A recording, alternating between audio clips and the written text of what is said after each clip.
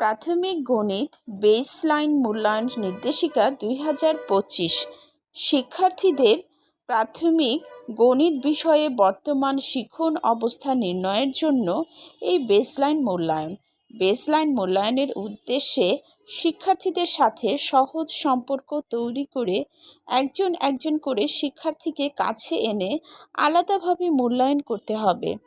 এই মূল্যায়নের মাধ্যমে বিভিন্ন শ্রেণীতে সংখ্যা পড়া, লেখা, সংখ্যা ছোট বড় বলা, স্থানীয় মান, যোগ বিয়োগ, গুণ ও ভাগ, গাণিতিক সমস্যা সমাধান, জ্যামিতির উক্ত কয়েকটি বিষয়বস্তুর উপর শিক্ষার্থীদের শিখন অবস্থা মূল্যায়ন করা হবে। মূল্যায়ন করার জন্য শ্রেণীভিত্তিক প্রশ্নপত্র আছে।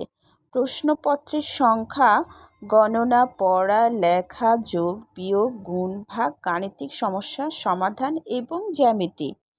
মূল্যায়ন পদ্ধতি: শ্রেণীভিত্তিক অর্জন উপযোগী যোগ্যতা অনুযায়ী প্রদত্ত প্রশ্নপত্র অনুসারে মূল্যায়ন করা হবে। মূল্যায়ন ফলাফল বেসলাইন তথ্য সংগ্রহ ছক ফরম্যাটে লিপিবদ্ধ করতে হবে।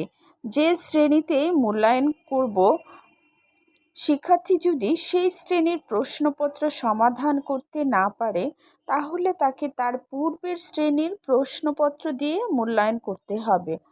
তবে এখানে উল্লেখ্য যে বছরের শুরুতে বর্তমান সিলেবাসের আলোকে মূল্যায়ন করা হলে পূর্বের শ্রেণীর যোগ্যতার আলোকে প্রশ্নপত্র তৈরি করে মূল্যায়ন করতে হবে। শিক্ষার্থীর মূল্যায়নের সময় লক্ষ্য রাখার যে বিষয়টি সেটা হচ্ছে তাদের স্থানীয় মানের ধারণা স্পষ্ট হয়েছে কিনা। যেমন কিছু কিছু শিক্ষার্থী 10-এর চেয়ে বড় সংখ্যা পড়তে বা লিখতে পারে না, কিন্তু হাতে না রেখে যোগ করতে পারে। এর কারণ হচ্ছে তাদের স্থানীয় মানের ধারণা স্পষ্ট নয়। যোগের ক্ষেত্রে তারা দুটো কলামই একক হিসাবে যোগ করে, একক এবং দশক হিসাবে নয়। অনেক শিক্ষার্থীকে অর্থনৈতিক কর্মকাণ্ডে যুক্ত থাকতে হয়, তাই তারা মুখে মুখেই 2 অঙ্কের সংখ্যার যোগ ও বিয়োগ পারদর্শিতা অর্জন করে ফেলে।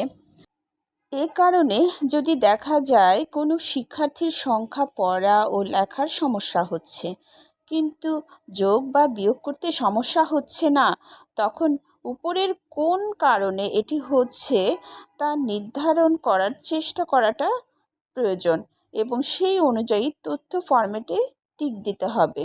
কারণ গণিতের মূল সমস্যা হচ্ছে শিক্ষার্থীদের স্থানীয় মানের ধারণা স্পষ্ট না হওয়া। বছরের শুরুতে শিক্ষার্থীদের শিখন অবস্থা নির্ণয় করলে পূর্ববর্তী শ্রেণীর বিষয় ও শ্রেণীভিত্তিক অর্জন উপযোগী যোগ্যতার আলোকে বিষয় শিক্ষক মূল্যায়ন টুলস তৈরি করে নেবেন। অন্যথায় বছরের মাঝামাঝি বা অন্য কোনো সময় শিক্ষার্থীর শিখন অবস্থা যাচাইয়ের জন্য সিলেবাসে যতটুকু শেষ হয়েছে তার উপর ভিত্তি করে বিষয় শিক্ষক মূল্যায়ন টুলস তৈরি করে নেবেন এবং একই প্রক্রিয়ায় শিক্ষার্থীদের যাচাই করে শিক্ষার্থীর শিখন অবস্থা নির্ণয় করে তথ্য সংগ্রহ ও সংরক্ষণ করবেন এবং শিক্ষার্থীর শিখন উন্নয়নের প্রয়োজনীয় ব্যবস্থা গ্রহণ করতে হবে। ধন্যবাদ সবাইকে।